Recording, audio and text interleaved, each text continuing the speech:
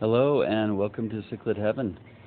I thought I'd do a special video today just for my 210-gallon aquariums and tell you a little bit about the story behind them and why they have been such a great thing for my energy level, my enjoyment of the hobby, and I've been able to do so much more since I got these aquariums.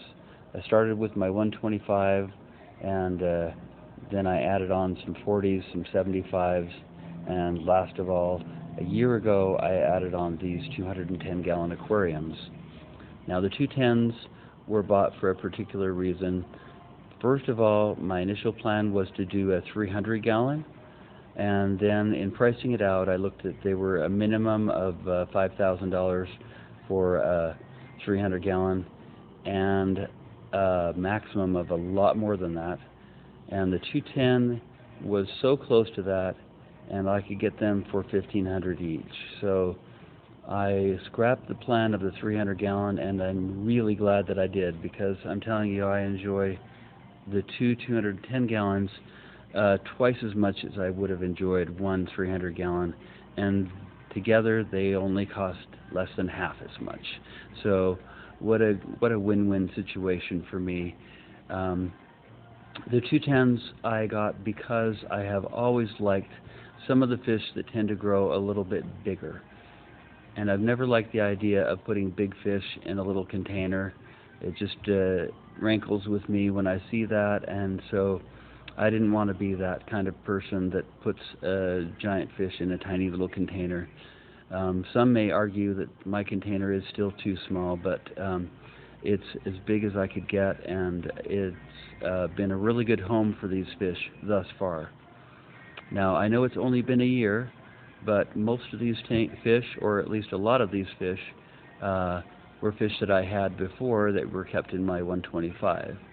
And I split them up, put a lot of fry that I had grown up, and then I've gradually added on through the months a fish here and there.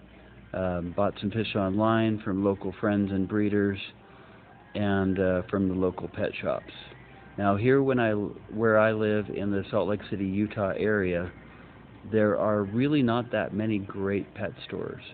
So, and there have been in the past, but our favorite shop that was open for probably 40 years shut down a number of years ago, and that was the store that I relied on to give me good fish for a good price.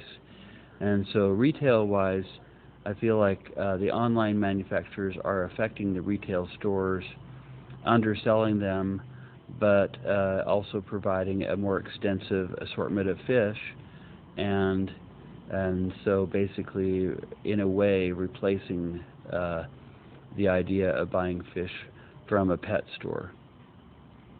Even though I do buy some of these from pet stores, that's the minority of my collection here. Now in this 210-gallon, you'll notice I have a combination of Central American cichlids and African cichlids. There's a leopard bushfish there, which is very old. I received that from a person who was shutting down an old tank, so I guessed his age at a minimum of 10 years. There are a fair number of fish that are just growing up. They're still quite small, but they'll grow double or bigger the size than they are now. Other than the African cichlids, I've got, of course, the green terrors, and I've got two Tanganyikan cichlids in this tank.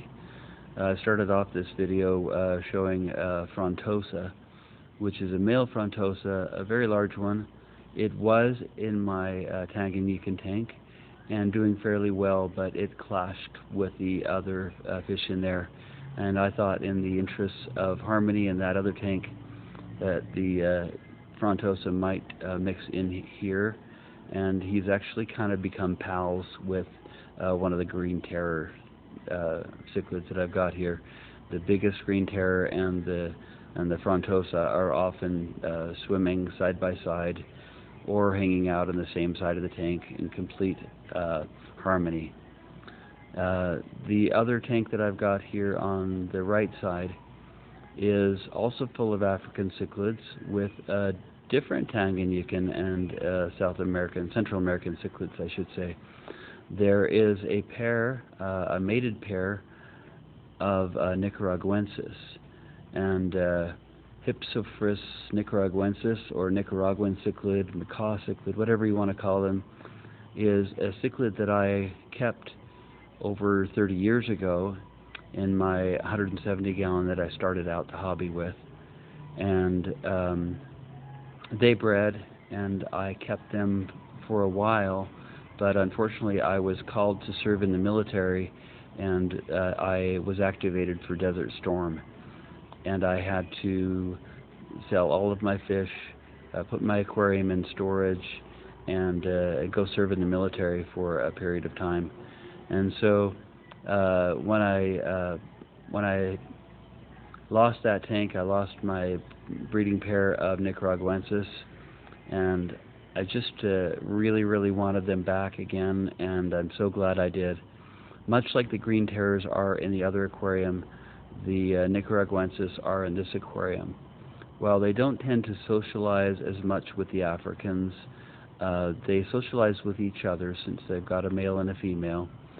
And they are kind of like when little children are playing with other children their age, and they call those toddlers playing together, they call it parallel play. They may not be playing the same game, but they're playing it in the same room together. So I see these fish as having a parallel play situation where they are enjoying the environment, vying for position, for dominance in this home of theirs. In some cases, mating and breeding, and they do this side by side without any conflict, or at least without any major conflict.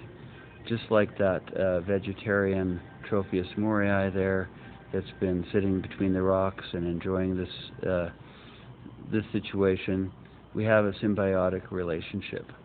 Fish that are not raised in the same lakes, same continents even, are able to enjoy the same aquarium, and I get to see them together. So call me a rule breaker, it's okay. I understand it's not always the most popular thing to be, and I'll occasionally get some comments from people online that say I'm creating something that's terrible, but in my case, this hobby is for me. For the most part, I enjoy it, and I share it with other people, and I even look for input, but that doesn't mean I'm going to follow every bit of input that's out there. So there we go. Now I'm off my soapbox. I can tell you more about the fish. So this tank has just come together in such a super way for me. The key, I feel like, to this is the combination of orange, yellow, and blue. It just seems to really catch the eye. The deep blues that you have of so many fish in here, and some reddish brown, some yellow, and a great deal of orange as well, has just been such a great eye-catching community. So without doubt, this aquarium is my favorite Malawi tank. My Tanganyikan tank is a whole different thing for me. So, but with the Malawi cichlids, you're going to see just the most amazing color in this tank, and I think it's just better than I hoped it could be. And the funny thing is that there are a bunch of the fish in this tank that haven't even got their adult color yet. So I can only imagine what they're going to be like another year from now. A year ago, this aquarium was basically about 20 of the baby dragon's bloods, and a few blue dolphins, and just a few random fish that I had at that time. And it has become just so much more. A friend got me some Venustus, That's the giraffe cichlid there that you see. I got some insignis, which I have 3 of in this tank, and which are, I think, such a great addition. Let's see, I might have to pause a second here.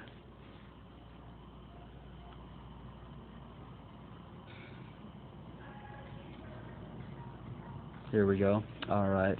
And the insignis have been a favorite add-on.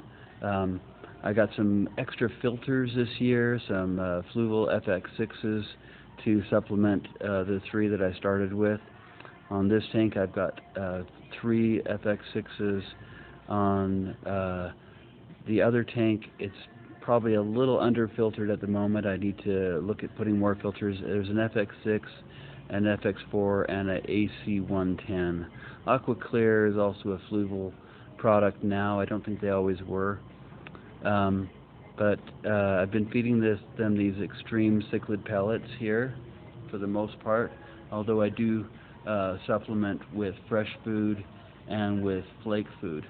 With flake food, I opt for Tetramin for the most part, but I've got some veggie flakes that I'll put in there, and of course I use Prime for dechlorinator. But getting back to this tank, because I've only got a few minutes left in this video here, the color combination and the species combination has worked out so well.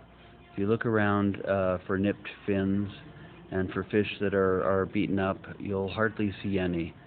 And for the most part in this video, you're seeing just regular footage, close-ups, and far-away pictures. You'll see the normal chasing that goes on in cichlid tanks, but it doesn't tend to ever break into extreme violence.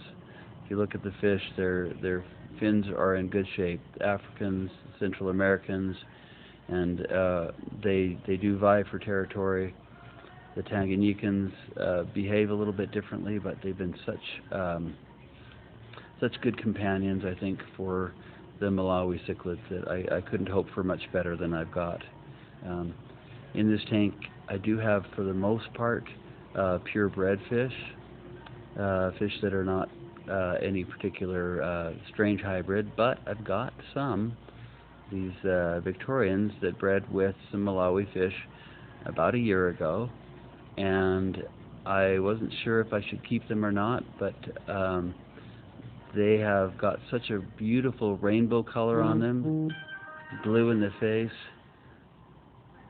and such a great I think color add to this tank that although I don't necessarily consider them my favorite fish, I still consider them full-fledged members of this community. So both tanks have some of my Malawi Victorian crosses, and the Victorian was my favorite Victorian of all time. It's one that I ordered through Imperial Tropicals called Hippo Point Salmon. And the Hippo Point Salmon has just got the most gorgeous color. It's like a rainbow all in one fish. And it has just really added to the color of these 2 tanks, and I think been a good addition. So the other fish, you'll notice there's some silver dollars here. There are some giant danios here, some clown loaches. You saw the bala sharks in the other tank, and they have been also good members of the community. Scavengers, I think, are an important part. I have I lost count of how many Plecostomus I've got here. I've got huge ones, I've got little ones, I've got bristlenose, I've got common, but the Plecostomus are also a fish that I really love to watch and enjoy seeing what they do. This one's got to be got some really interesting patterns on its body, and it's beautiful. So thought about how I would finish up this video. Just wanted to give a shout out to anybody who is looking at keeping African cichlids. As you can see, they are a pretty fascinating type of fish to watch, and I really enjoy not only watching them, but taking video and showing other people what I've got too. And end this up with a shout out to my nephew Jake. He's got a channel called Wishlist, which has started I think a while before mine. He's been a good source of information as well to me, and a good support in my journey along the way.